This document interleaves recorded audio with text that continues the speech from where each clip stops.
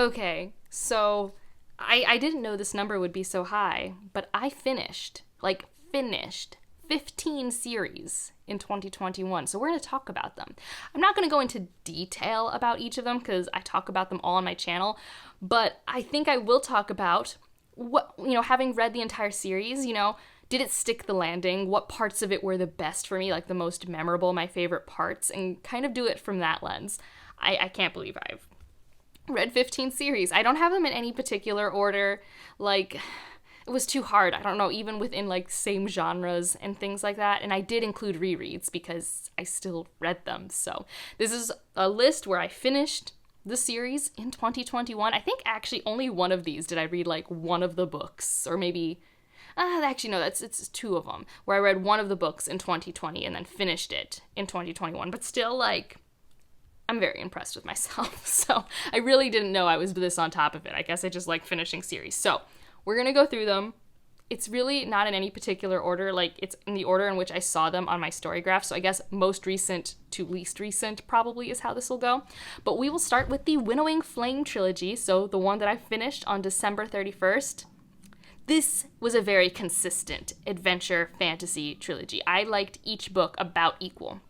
Probably if I had to pick a favorite, it was the second book. But this is one of those series where I'm like, nothing went down in quality. I knew exactly what I wanted to read, and that gave it to me. Like, it gave me what I expected. It met my expectations, which was a really fun time. Like, I'm going to make my review video for this. I don't think it's up when this has been filmed, but I have notes to film it. So that's like the first step for filming a review video. But this was so fun. It had great character banter. It had great world building. It had animal companions, great adventure, high stakes, amazing.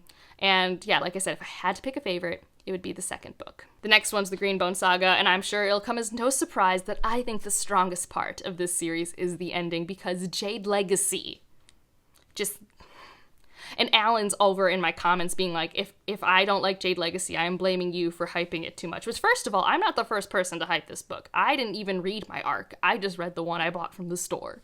But anyways, I feel like you could blame Petrick. You could blame a lot of people. But regardless, I hype this book for people who already love the series. And if you didn't love the first book or second book, I don't know if Jade Legacy will convince you. But regardless, I love Jade City. I really like Jade War. And I freaking adore Jade Legacy. That's about the trajectory for this series. It's a very consistent series, actually, in terms of its character development and pacing. Like, it's a very slow-paced, explosive moment family drama of a book. And I do have a series review for the first two books, with the addendum here that the last book is awesome and totally worth it. I don't really have a name for this next one. It's just the Karen Lord sci-fi duology. It doesn't have a name. It has The Best of All Possible Worlds and The Galaxy Game, and I would love to have a third work in this world, but I don't know if it'll ever happen. Regardless, this is set in a universe where there are different evolutions of human that have different psychic abilities, and in our first book, we follow this whole species of human have to be relocated because their planet is no longer inhabitable, and they've actually lost a large amount of their species. It is so wholesome. It has found family. I love that book. You guys hear me talk about it all the time. And the second book kind of takes off with a different character, same world, characters, just in the future, and we get to actually see the larger galaxy. I really like this sci-fi series. I need to reread the second book because I know so much of it was so smart and went over my head, but the parts that I did catch were really great, and I just love her writing style. The first book's the book where I'm like, if you like Becky Chambers, if you're sad that the Wayfarer series is done, try The Best of All Possible Worlds. It might really work for you, and it has a fantastic slow burn romance. Like, it's an episodic, optimistic sci-fi, which I feel like really leans into what Becky Chambers is also known for.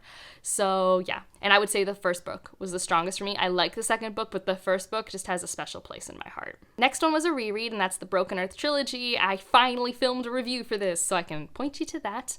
But in general, this is a very consistent trilogy for me. I will say the average person that I have seen likes the first book the best, and that is because of an element that is there that I was spoiled for. So for me, consistent the entire time because I didn't have the same narrative experience as other people.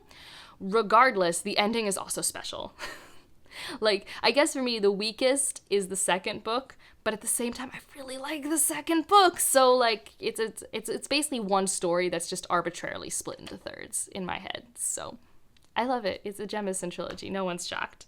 And the series that I did not see myself starting and finishing in 2021 in August, like, is the Lady Trent series. There are 5 books. I normally read like a book a month for a series. Like, that's normally my like pace. So if I started it in August, I should be finishing it here in January, right? No.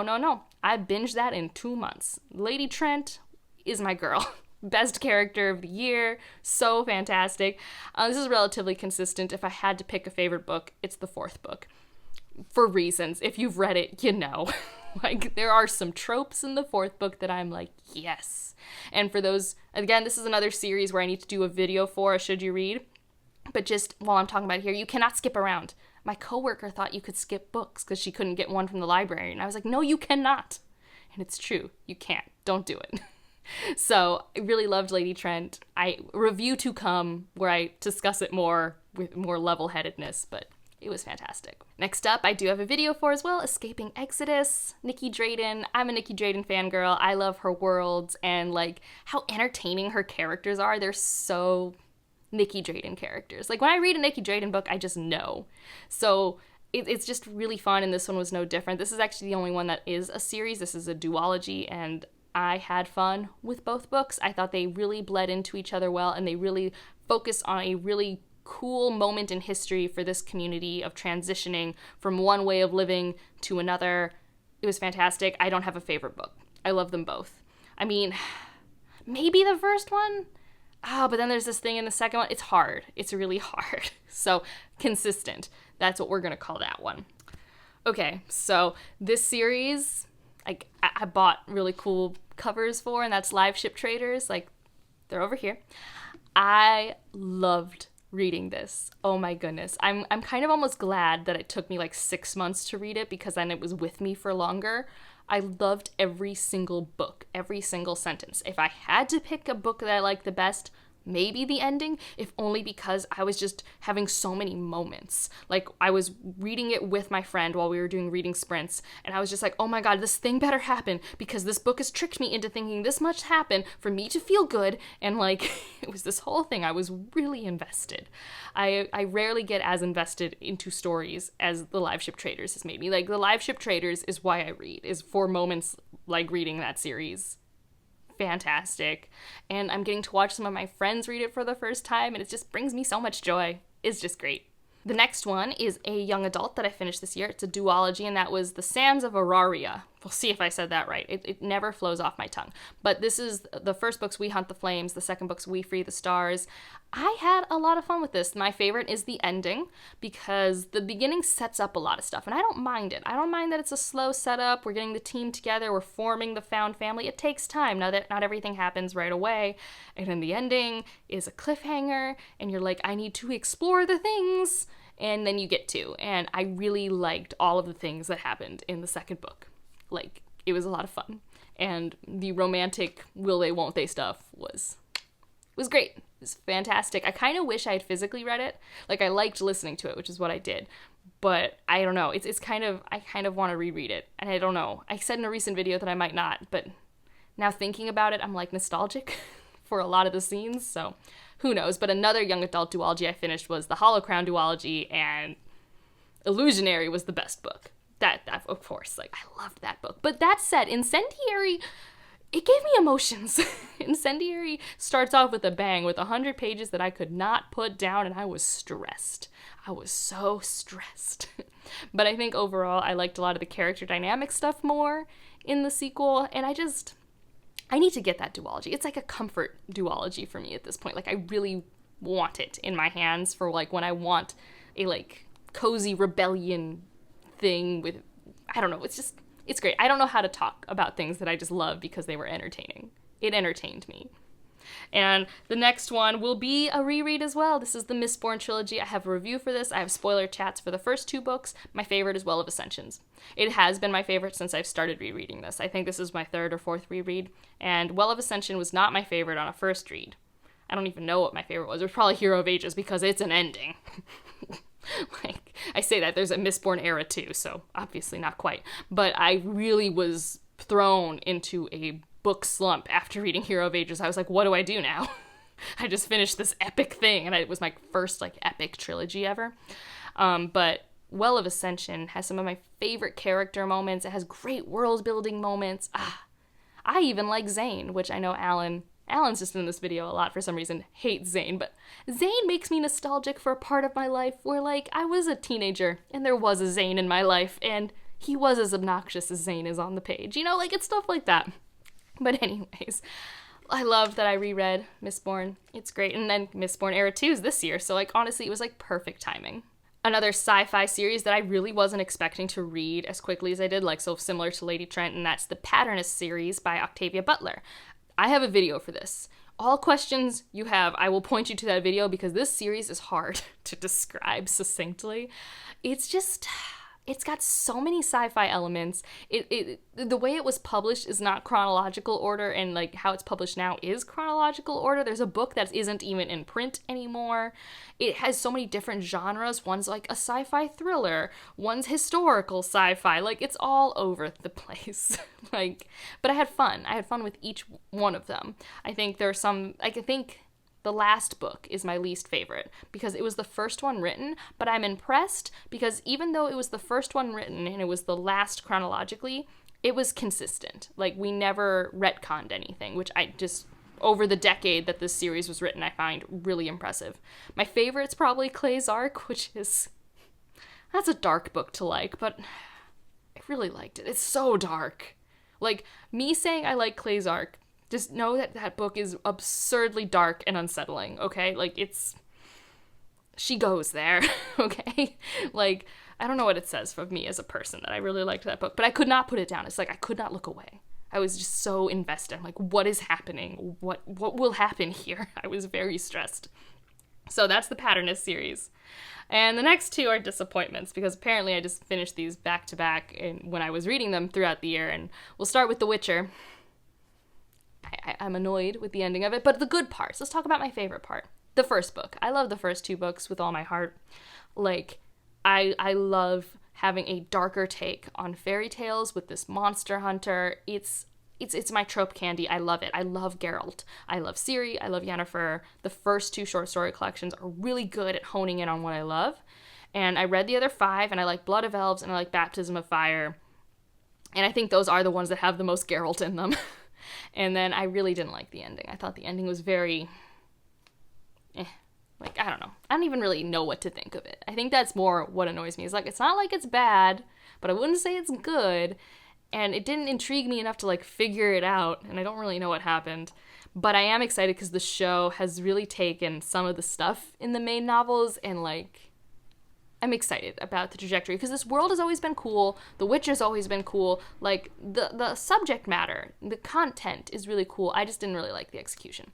And then the next one's the Poppy War, which we all know I unpopularly don't like the ending of that. Like, I don't like the execution of the ending. I feel like I have to say.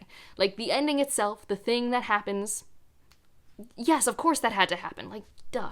Like, I don't know how else she could have ended it. I was not surprised by the ending, and I was not upset by the ending, but I was upset at the entire third book because, I don't know, I heard my friend Leanna say it recently. It was very one note, and I think that's what it was. It's 600 pages, and it didn't grip me at any point. I was very bored.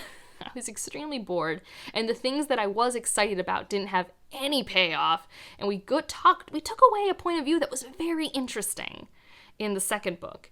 And I think somewhere there's a novella for it, but it wasn't, like, published. I don't know. I think you can get this novella or short story with this point of view. But I shouldn't have needed to go find that. And I don't know. I have a lot of issues. My favorite's the first book. The first book's really good. Really like the first book. I also really like Dragon Republic. They're like neck and neck for me, but I think if I had to pick one, I really liked the Poppy War. So moving on to happier things, I had a reread of the Winternight trilogy. There's a read-along going on for Evie, and I will be discussing the second book, which isn't my favorite, but I'm happy to discuss it because I love all of the books. I think the third book's my favorite. The third book made me cry on my way to work, and if you know me, I don't cry while I read, but that one hurt. And I really like how it contextualized the whole series. I just thought it worked really well, personally, and on reread, I really like the first book. Like, I think in terms of a piece of art that is both entertaining and thematically rich, the first book is like truly a masterpiece. But for entertainment value, I think the third one's my favorite. And then the last series that I finished was the Text-Kalan duology with The Desolation Called Peace. Chef's kiss. So good. I have a review for this and the first book. I talk about this series a lot. I really need to get it. I was watching Bethany gush about this today, and I'm like, yeah, I really need this series, because, like, I really like it, and I'm getting nostalgic for reading it again, because I read it winter of last year, because that's what happens to me. Is like, the month that I used to read something, I'm like, man, I'm feeling a reread. Because I just want to relive that moment in my life, so I want to consume all the media that I had in that life. Is that just me? I don't know. But A Desolation Called Peace is just a fantastic follow-up sequel. It has all of the things I love in sci-fi from, like, a plot element. Like, it had military sci-fi, it had first contact, but it was just so good. And then we have more point of views, so I got to see, like, an internal brain view of, like, a Text-Kalanli, which is so fun if you know what that means. Just because, like, the cultures are so different between Mahit and Three Seagrass and other characters. It was just so fun. I had a great time. And I buddy read that with a friend. So those are the 15 series. More hits than misses. And I don't know, I've never looked at how many series I finish in a year. And I don't know if this is more or less than normal. This is the first time I've ever done this. Because I normally try not to think about it. I normally just check in with my quarterly wrap-ups and I move on from there. But yeah, let me know, what was your favorite series that you read or finished in 2021, or what's one that you've been working on? Because I know some series, like, take a while. Like, I have some series that will take me years to finish, which, you know, daunting but doable. Just take it a month at a time. If you want to leave an emoji, leave a dragon for Lady Trent. Let's just arbitrarily pick a series and make an emoji for it. And like if you liked it, subscribe if you want to, and I'll see you in the next one. Bye.